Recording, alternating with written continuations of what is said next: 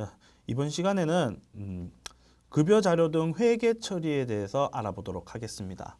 자, 세무사랑 프로에서는 우리가 각 원천징수 대상 소득에 대해서 원천징수 자료를 입력을 하면 그 자료를 우리가 비용으로 반영하려면 회계 처리가 필요하겠죠. 그래서 몇 가지 소득에 대해서는 바로 회계 처리를 손쉽게 할 수 있는 기능들이 있습니다. 그 기능에 대해서는 확인해 볼 건데요. 우선 근로소득자에 대해서는 기본적으로 여기 급여자료 회계 처리라는 곳이 있고 일용직 근로소득자에 대해서도 일용직 급여자료의 회계 처리라는 부분이 있습니다. 또 기타 소득이나 이런 사업소득 쪽 란에 보시면은 최소한 사업소득에 대해서 이렇게 회계 처리하는 방식이 있는데요. 뭐 회계 처리 방식은 이 정도로 지금 프로그램이 반영되어 있습니다. 그래서 각각의 회계 처리 방식에 대해서 조금 차이점이 있으니까 그 부분을 하나씩 살펴보도록 하겠습니다. 먼저 급여자료 회계 처리를 한번 눌러보도록 하겠습니다. 자, 급여 처리 회계 처리를 하게 되면 귀속연도 몇 월부터 몇 월까지의 회계 처리를 할까요? 라고 나옵니다. 그러면 우리는 전체 회계 처리를 하게 되면 1월부터 12월로 처리를 하게 됩니다. 자, 이렇게 체킹된 부분에 대해서는 급여 회계 처리가 완료된 건에 대해서 체킹이 됩니다. 그러면은 완료된 것에 대해서는 뭐 중복으로 적용 안 되겠지만 별도의 전표 처리 조회를 통해서 전표 미처리된 부분만 확인할 수 있고요. 아니면은 처음부터 다시 하고 싶다 싶으시면 이 부분을 체킹을 하셔갖고 전송 취소를 누르시면 별도로 처음부터 다시 일반 전표 입력에 되어 있던 급여 소득 내역이 사라지게 되어 있습니다. 자, 이 상태에서 우리는 이제 기타 소득의 급여 소득자에 대해서 회계 처리를 한번 해볼 건데요. 기본적으로 분계 설정란이 있습니다. 분계 설정란을 한번 클릭을 해보면 기본 설정이 있고 공제 항목 설정이라는 곳이 있습니다.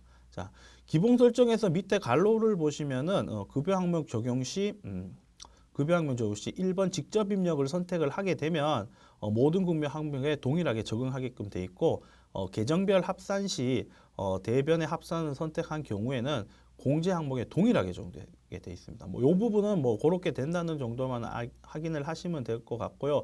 합산을 원하면 합산을 원하는 부분으로 체킹을 하시면 될 것 같습니다.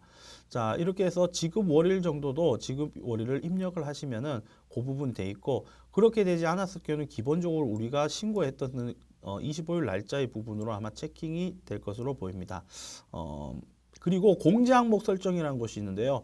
우리가 일반 접표에 급여를 입력을 하게 될 때 기본적으로 차변에 급여 항목이 있을 거고 대변에 예수의 성격의 몇 가지 항목들이 있을 거고 나머지 차이 부분에 있어서 이 차인 지급액에 대해서 공제 항목들이 있어요. 그래서 그 항목들은 사실상은 자산 부채에 해당되는 항목이기 때문에 반드시 거래처를 걸어 두셔야 됩니다. 그렇기 때문에 그 부분을 거래처를 미리 등록을 해 놓으시면 추후에 급여자료 회계 처리할 때 그 부분이 일괄적으로 적용이 되기 때문에 이 부분은 공제 항목 설정을 해 놓으시면 분계 처리하는 데 상당히 편리합니다. 자, 우리가 국민연금 같은 경우는 거래처 등록되어 있는 항목들에 대해서만 불러지고요. 우리가 일반적으로 일반 전표에 플러스 키하면 새로 거래처를 등록할 수 있는데 그런 내용들은 여기에서 있지 않습니다. 그렇기 때문에 거래처에 등록되어 있지 않는다면 우리가 거래처 등록을 별도로 하고 나서 이 작업을 진행을 하셔야 됩니다. 국민연금이 있는지 확인해 보겠습니다. 자, 있네요. 국민연금 확인.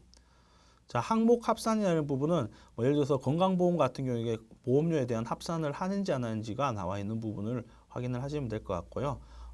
건강보험 같은 경우는 건강 밑에도 건강보험이죠. 거래처가 그다음 고용보험은 근로복지공단.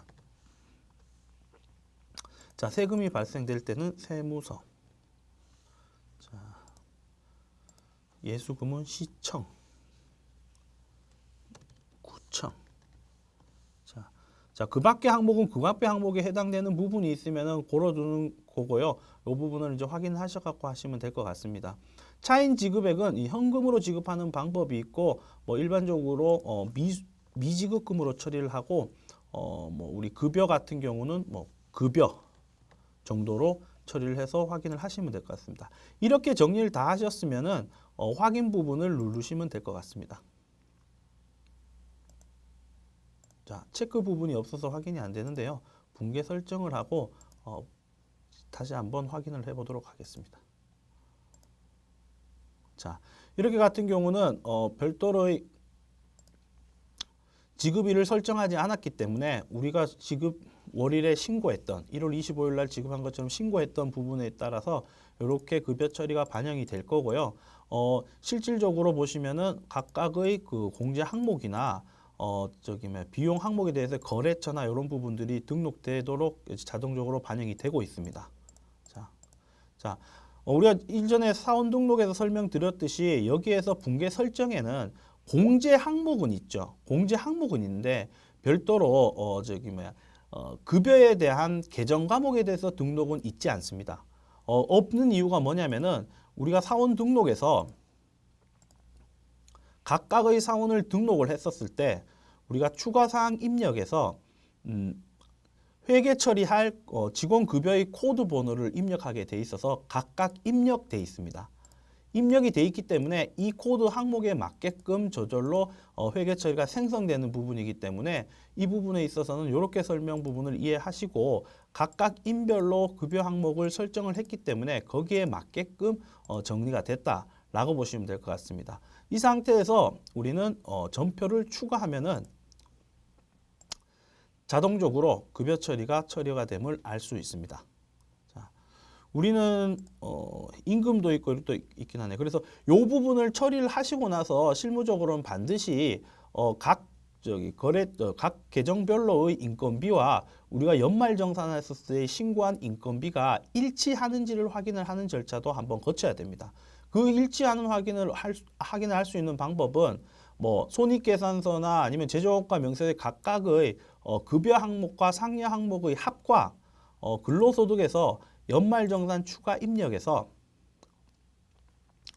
전체 급여에 대해서 비용을 반영하기 때문에 총괄 부분에 요 비과세까지 포함이기 때문에 요 금액의 합이 일치해야 됩니다. 그런데 일치하지 않는 경우들도 발생을 합니다. 왜냐하면 종종 근무지가 입력되어 있다면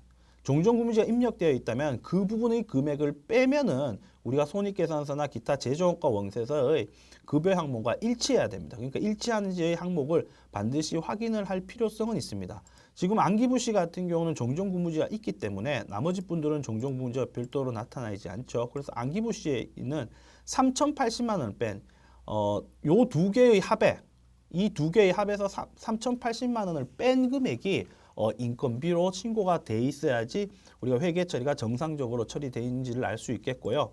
그리고 우리가 거래처 원장에 일례로 예수금을 한번 확인해 보자면, 자, 각각의 노원 구청에 매달 일정 부분 띈 게 있을 거고 연금은 매번 있겠죠. 그래서 이렇게 띈 부분이 있으니까 이 부분들을 체킹을 하셔갖고 확인해 보시면 될 것 같습니다.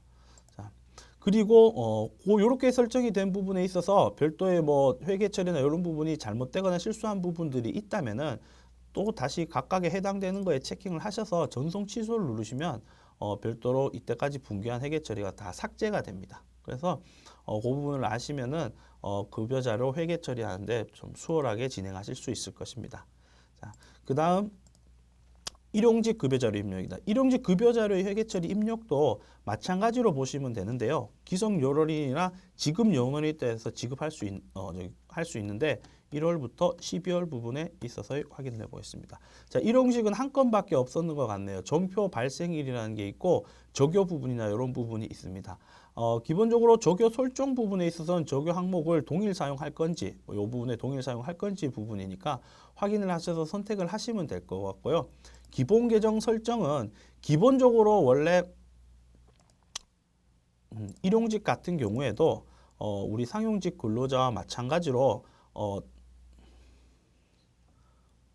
자, 여기에 계정 과목을 설정하게끔 돼 있어요. 각각의 계정 과목을 설정하게끔 되어 있는데 별도로 일용직 같은 경우는 기본 계정 설정을 일괄로 할 수 있게끔 되어 있습니다. 여기 보시면 아시겠지만 여로 체크하면은 해당 계정으로 일괄 적용이 되는 겁니다. 지금 여로 체크돼 있죠. 그리고 부로 체크되어 있으면 좀 전에 일용직 사원 등록에서 설정 계정으로 처리를 되어 있습니다. 그런데 미설정되어 있을 때 해당 코드로는 미설정 시에는 해당 계정 코드로 요 해당 계산 코드로 이제 설정이 되게끔 돼 있으니까 요 부분을 확인하셔 갖고 맞게끔 정리를 하시면 될 것 같고요. 요 부분에 있어서도 별도로 새로 불러오기를 통해서 적용을 시키고 우리가 지급 전표 발생 날짜를 입력을 하시면 됩니다. 2018년 6월 30일 이렇게 해서 요 부분을 우리가 지금 임금으로 다 돼 있죠. 그래서 전표 추가. 자, 이렇게 되면은 실질적으로 원가 명세서에 이 부분에 있어서의 비용 부분과 계정 부분이 이제 발생이 되는 부분이 있는데요. 여기에서는 저기 주의하실 부분이 뭐냐면 일단 취소를 하고 얘기를 드리겠는데요. 자, 임금이나 이런 부분에 있어서는 우리가 급여 소득자와 조금 다르게 별도로 임금과 기타 공제 차인 지급액에 대해서만 설정을 하게끔 돼 있어요. 그러면은 뭐 차인 지급액은 뭐 계속 미지급금을 했으니까 뭐 이렇게 적용을 하게 되면 자, 미지급으로 반영이 됐죠. 이런 상태에서 우리는 그 거래처 부분에 있어서의 등록란은 별도로 급여 자료 회계 처리와 다르게 등록되어 있지 않습니다. 그러니까 거래처 부분에 있어서 등록을 해야 될 부분에 대해서는 반드시 등록을 하셔야 돼요. 여기에서는 일용직이면 혹시 일용직에 대한 거래처가 만약에 없다면 이 같은 경우에는 하기 전에 기존에 계정 과목 등록에서 거래처 등록에서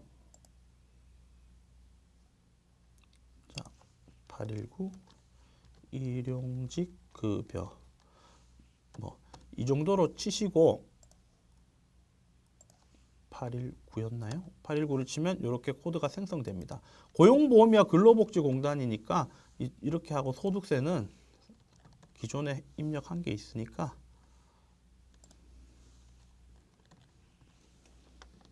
이렇게 해서 전표 발생일을 2018년 뭐 원하는 날짜에 치셔서 전표를 추가 입력하시면 되겠습니다. 자, 이렇게 되면 일용직에 대한 회계 처리 부분도 이제 마무리가 되었습니다. 이제 마지막으로 사업소득자에 대한 회계 처리 부분을 알아보겠는데요.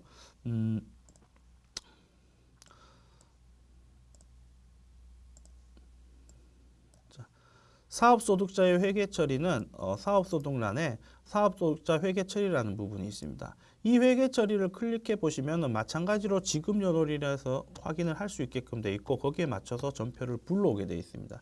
지금 사업소득자들이 지금 총 4건이 발생이 5건이 발생됐는데 이 부분에 대해서 우리가 전표 발생일이나 이런 부분을 확인해 보도록 하겠습니다.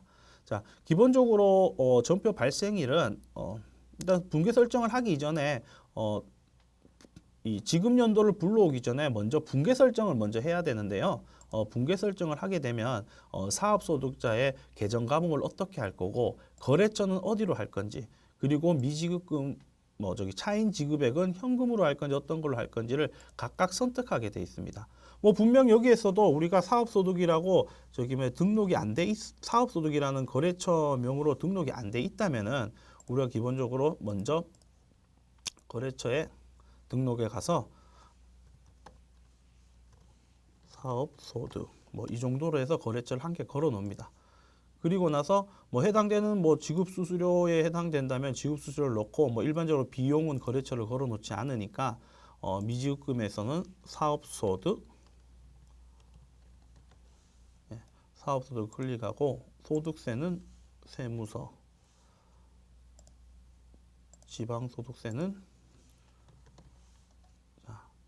이런 식으로 해서 확인을 누르시면 됩니다. 확인을 누르시고 나서 새로 불러오면 이 항목에 맞게끔 각자 이런 부분들이 확인이 될 수 있습니다.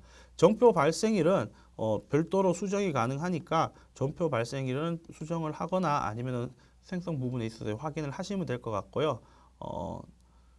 여기서 지급일로 전표 발생일 세팅을 클릭을 했기 때문에 지급일로 전표 발생일이 세팅이 된 거고 그렇지 않을 경우는 개별적으로 원하는 전표 발생일을 만드시면 될 것 같습니다. 그럼 이 부분을 우리가 반영을 하게 된다면 전표 추가를 누르게 되면 지급수수료 항목 831 지급수수료 항목에 이 부분들이 이제 반영이 된 것을 확인을 할 수 있습니다. 손익계산서에 지급수수료 수수료 비용에 자, 보시면은 각각의 소득에 대해서 입력이 된 부분을 확인하실 수 있습니다. 자, 이상으로 급여 자료 등 회계 처리에 대해서 알아보았습니다.